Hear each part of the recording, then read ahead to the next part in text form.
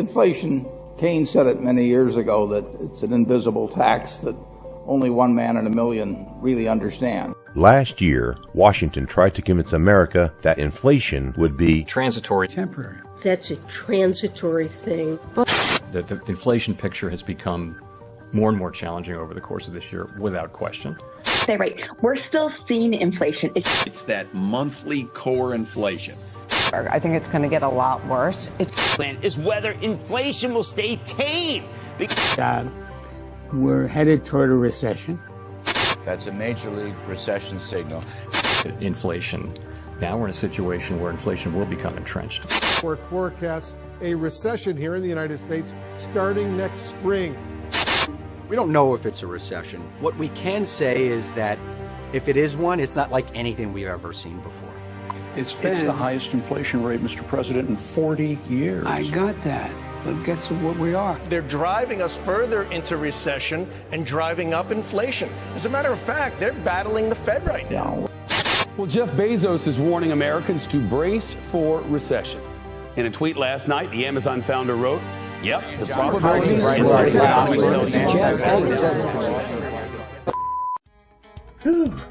Sure is a lot of noise out there, folks. Be that as it may, and in spite of everything that's going on today and the uncertainty of the U.S. economy, there are plenty of opportunities to fund deals.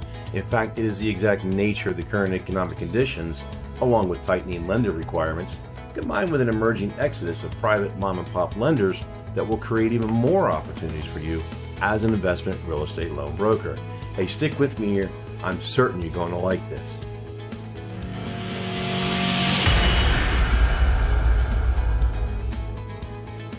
Hey folks, Patrick here, hoping this message finds you safe and well. I've got a lot to share with you here, so be sure to stick around to the very end. Well, it's official. As of the shooting of this video, the United States is technically not in a recession. Let me repeat, not in a recession yet. Now I know what you may be thinking, so just bear with me here. The thing is, there are a multitude of different factors that go into determining whether the U.S. economy has officially entered a recession. And the good news is, in spite of the inflationary activity that we've all been seeing and experiencing, all the boxes have yet to be checked off. So, by technical definition, America has not yet officially entered a recession. But, make no mistakes, folks, all the indicators that say that we are heading in that direction are definitely there. Exactly when this will happen is hard to tell depending on who you listen to and how well you're able to weed through all the rhetoric that we're all being bombarded with. Be that as it may, it is certain that we're headed for an economic downturn. In fact, one reliable source recently published a report that just last month that revealed 91% of the top CEOs across the U.S. believe that there will be a recession in the next 12 months. Well, that's kind of broad prediction there, sort of like trying to nail down the cable guy for a house call. You know, we'll be there sometime tomorrow between 9 a.m. and 6 p.m. So you know he'll be there, just not when. Or how about a weather forecast that sounds something more like, tomorrow we can expect to see mostly to partly sunny or partly to mostly cloudy skies with a slight chance of precipitation or a scattered thunder shower somewhere out there in your viewing area, while temperatures will be mild to moderate with highs in the lower to upper 80s and lows somewhere in the upper to low 70s. You get the picture here, right? Suffice to say, you don't need the experts to tell you that we're heading for times of economic uncertainty. Just check the gas prices and the food prices here, right? But don't despair. Remember, if you currently work in this industry or you've been thinking about getting started in the loan brokering business, you won't necessarily be negatively impacted by an economic downturn as much as other industries or markets may be, if you're focusing in the right niches. I'm referring to the investment real estate markets. Now, I mean, sure, one would think that an industry such as ours, that is seemingly dependent upon good rates and good terms, would be among the first to suffer in an economic crisis or a rising rate environment. But that's just not the case. In fact, in some cases, quite the opposite. This is, of course, if you know how to surf the waves that are heading your way. You see, the successful, more seasoned investors will be the ones that weather these turbulent times as they bring more experience and stronger liquidity to the table. And by keeping a finger on the pulse of the real estate markets, both in your own local area as well as nationwide, you will be having conversations with your clients that make it clear that you are the pro and that you are the right person for them to work with. This is vital to your success, folks, because moving forward, you will find yourself engaging with these more experienced investors more and more as time goes by, which is why you should be more diligent now more than ever in qualifying your prospective clients and their deals early in your conversations. Here's the key, and I've said this many times and I'll say it again. Throughout all of American economic history, no matter what the state of the economy is or has ever been, three things have always prevailed. First, real estate never stops moving. Someone is either buying, selling, or renting it. And secondly, the savvy real estate investors understand the importance and need leverage and will always be looking for sources of money to find their deals. And lastly, because these investors will always need leverage, there will always be sources providing the funding they need, and that's where you fit into this whole process as an investment real estate loan broker. In fact, one of our top account executives and success coaches, Michael Valadares, has shared with us that lately the majority of his conversations have indeed been with seasoned investors who know how to find deals because for the most part, they either deal directly with property owners or they collaborate with seasoned wholesalers. Not only that, but he has seen investors that ordinarily use private money sources now moving more toward hard money or secondary lending because many of these private money mom and pop shops are simply not lending anymore out of fear and anticipation of unfavorable economic conditions. In other words, since Main Street banks are tightening up their requirements and private lenders are simply closing their books, the current trend is that the more experienced investors who usually rely on these lending sources are actively seeking hard money and secondary lending sources to fund their deals, which means the lead pool of real estate investors nationwide is increasing in both volume and quality. Again, this translates to huge opportunities for the investment real estate loan broker that is armed with the proper skill sets, knowledge, and lender networks, thus being prepared for whatever the markets do as time goes by. So if you're even just a little unsure of the future or how you might survive an impending economic downturn, whether you're already in the business funding space or just thinking about getting in, pay attention here because I'm about to reveal some strategies that very well could have a huge impact on your months and years ahead. Now, at the time of this video, interest rates went up again just this past week following the Fed's third consecutive 3/4 point increase this year. With another increase expected before the end of the year, experts don't expect to see a decrease anytime soon, with the general consensus being that it may take years before they go back to or even near the lows that we saw just last year in 2021. Now, regardless of the type of funding your clients are seeking, it's imperative that you completely understand their core need for funding so you can close the deal by focusing on how the funding solution you present will help them achieve their specific goals, whether it be cash flow, portfolio growth, increased profits, or revenue from a sale. It goes without saying that having access to the best possible solutions for today's investors is absolutely critical if you hope to survive in the times ahead. The key to your success will rely heavily upon your ability to stay focused, maintain that drive to succeed, and be creative with your prospecting. Obviously, having access to seasoned, experienced resources, such as a coach or mentor, will provide a competitive edge you'll need to gain traction and build momentum. Richard Branson has said, in times of recession, there are massive opportunities and fortunes to be made. So for new up-and-coming entrepreneurs, this is the time to go and start a business. More millionaires will be created in the next 12 months than ever before. Educate yourself, get prepared, and use this as an opportunity to build generational wealth. Our broker partners had a wide range of reasons for starting their journey with us, with some of the most common being having a desire for financial freedom, wanting to spend more time with family and friends, or to be able to work on their own terms. The common denominator was that they just wanted to have the freedom of time to do whatever they wanted, whenever they wanted, without the worries of financial stress or the burdens typically associated with a job. Now, some of our brokers got started with other loan broker training programs. You know, I know you've seen them, blueprints, profit boosters, whatever, and such. But then they wound up joining us, the ProCommerce Group, because they weren't getting the results that they were either hoping for or that they were promised. Regardless of where you are in your personal journey, the only way to achieve your goals is to take action on a daily basis. The right action, that is. What do I mean by that? Well, I'm glad you asked. Specifically, you need to focus on the activities that move your needle forward. In other words, most of your actions should be on money-making activities, such as prospecting, following up with your leads, and building your audience. And when I say most, I mean somewhere in the area of about 80% of your time.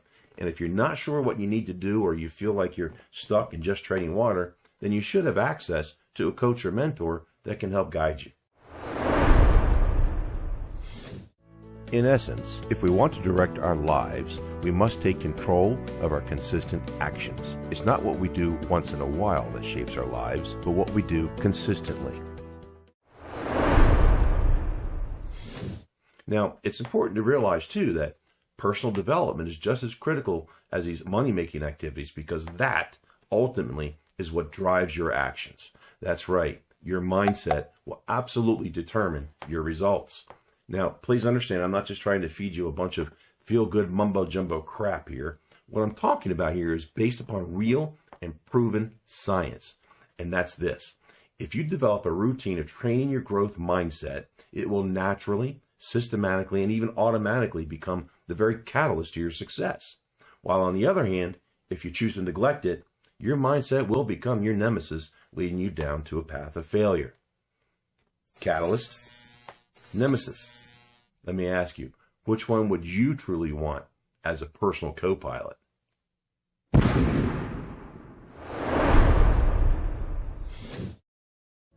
William Shakespeare wrote, "Our doubts are traitors and make us lose the good we oft might win by fearing to attempt."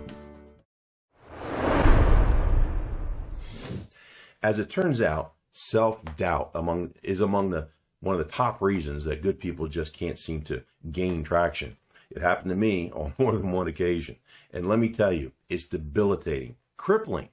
But what I eventually learned is that self-doubt is nothing but a false belief, usually buried somewhere in the back of your mind, the subconscious mind. I'd like to tell you that I discovered this all on my own after traveling to high altitudes of a mountain peak and meditating for 40 days and 40 nights, but I didn't. In fact, I read it in a book written by one of my all-time favorite motivational speakers and self-development authors, Brian Tracy, where he was talking about success.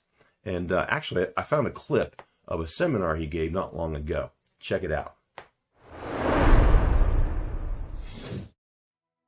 And nobody's smarter than you, and nobody's better than you. Nobody's smarter than you, nobody's better than you. If somebody else can do it, especially with all the disadvantages that many people start off with, if someone else can do it, you can do it as well. That's the proof.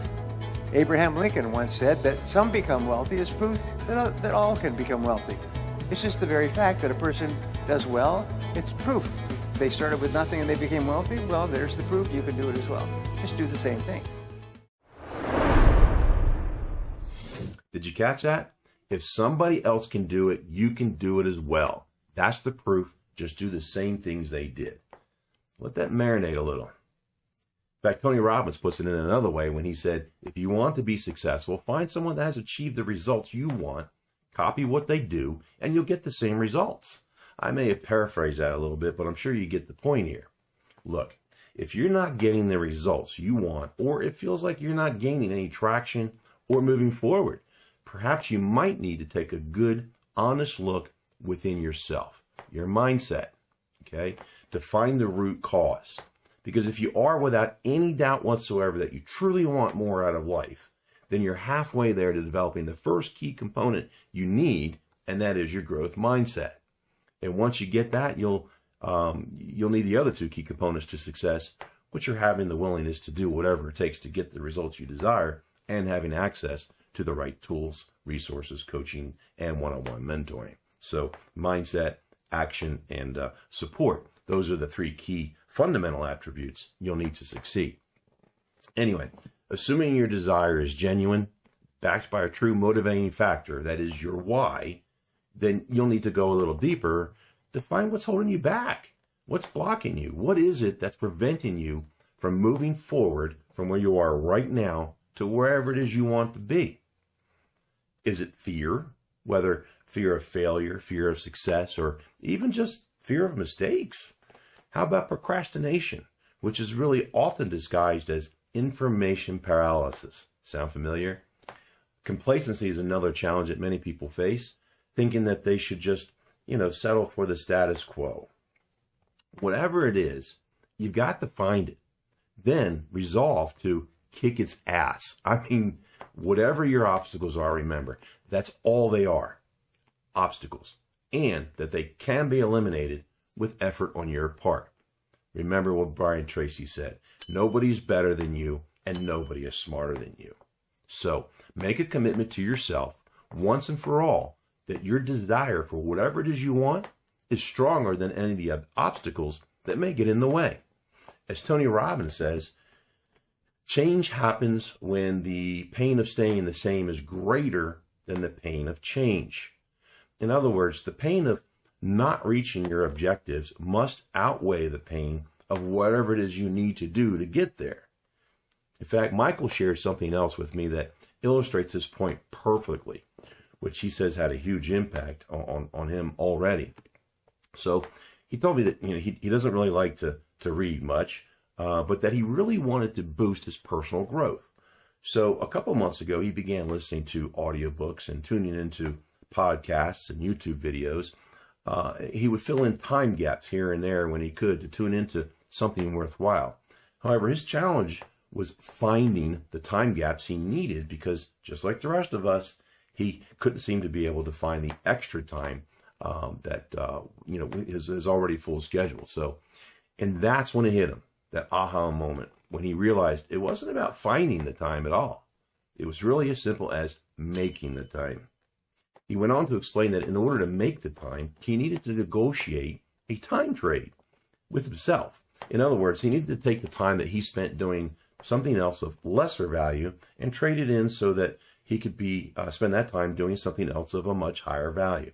For him, it meant decreasing the time he ordinarily spent watching Netflix and thus creating some new time in his day that he could now spend consuming the content that will help him grow on both a professional and a personal level.